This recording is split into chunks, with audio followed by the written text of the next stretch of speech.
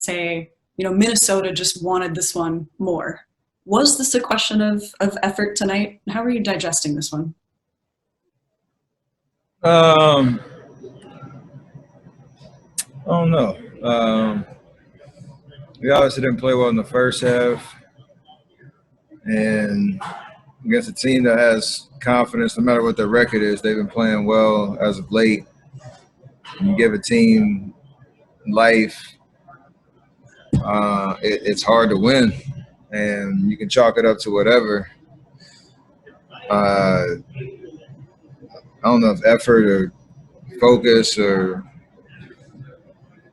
whatever the thing you want to point out. We fight back, and then in the third quarter we have a lead, I think, and then you go from there, and they come out in the fourth and just go win the game. So it's just a tough situation when you need this win. You need to get things pointed back in the right direction, and you don't get it done. So we can sit here and talk about whatever the problem was. At the end of the day, we got to either fix it or we're not.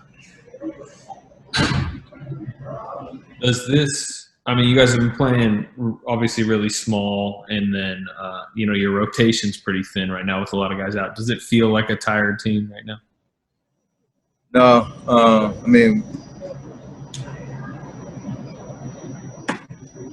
It's a tough way to play. There's when you're giving up size, especially rebounding, you have to be – there's nothing you can take for granted. It is every possession having to be physical and give the extra effort. But besides the Dallas game, we've been playing solid. So tonight was a tough one for everything I just said, but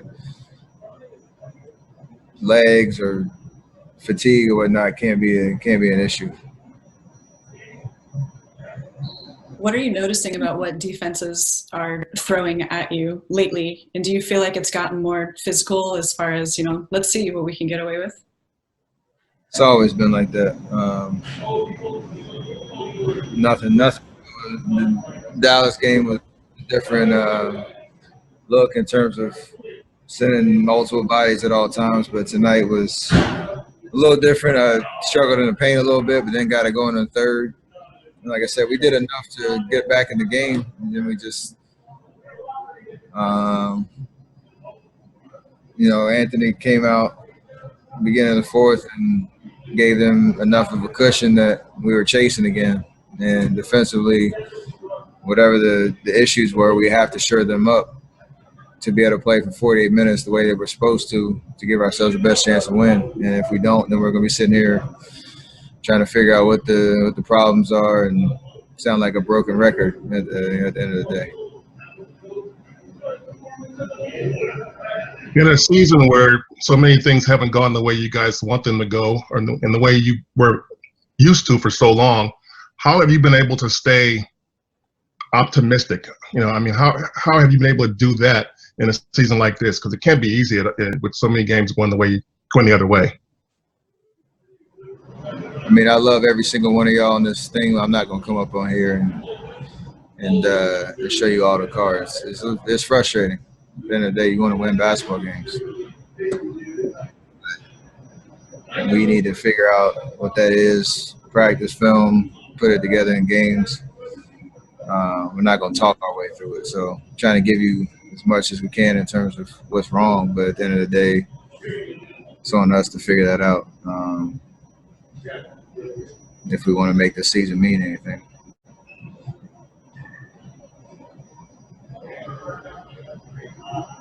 Steph, James Hill with BNC Sports. You went to work down the stretch. You had your 37.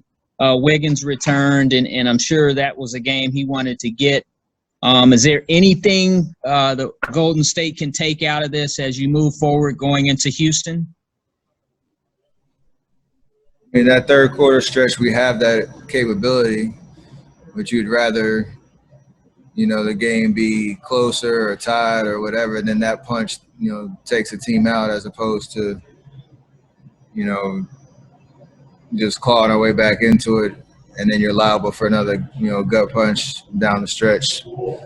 I mean, we know we're capable of beating good teams, bad teams, all the way up and down the standings, but we're also capable and liable to get beat any given night. That we've proven both. That's why we're, damn near 500. So at the end of the day, we have to, give ourselves the best chance to win, and that's by not, giving up leads like we did in the first half, especially on the road against any team, whatever team, doesn't matter. Steph, Steve was up here a little bit ago and he was talking about the lack of rebounding. And he was saying it's just not emphasized the same way it used to be. I'm curious, especially in your dealings with younger players, the younger generation, do you feel like rebounding and boxing out is taught the same way in which it was maybe 15, 20 years ago? I don't know. I mean, everybody has a different upbringing in the game. When I was at Davidson, we literally drilled that before, during, and after every practice.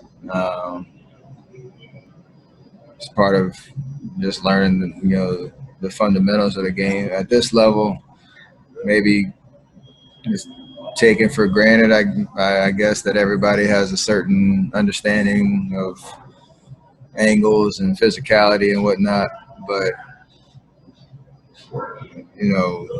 you have to be able to do it.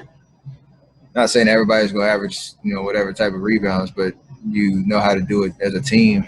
And I think early in the season this was a big talking point. We figured it out a little bit, and now it's coming back to bite us a little bit. Now we're small again, so it is glaring. I mean, 57-34.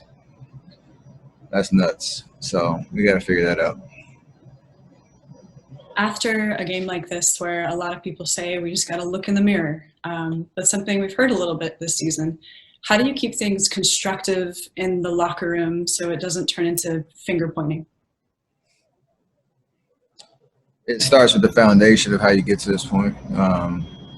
You can't just fake that either. You're together and you're committed, and we understand it's on everybody, or you have a dysfunctional group. I don't think we have that at all. I think we're tied together. We just need to figure out how to take that and put it, into execution on the court. So, we do hold ourselves accountable. I know myself and Draymond have tried to lead that throughout the season. We had some good talks after the game tonight about what we need to do. Like I said, that's going to stay in the locker room, and then we come out here, we have to be able to not sulk and carry that bad energy from night to night. So that would be a starting point for sure.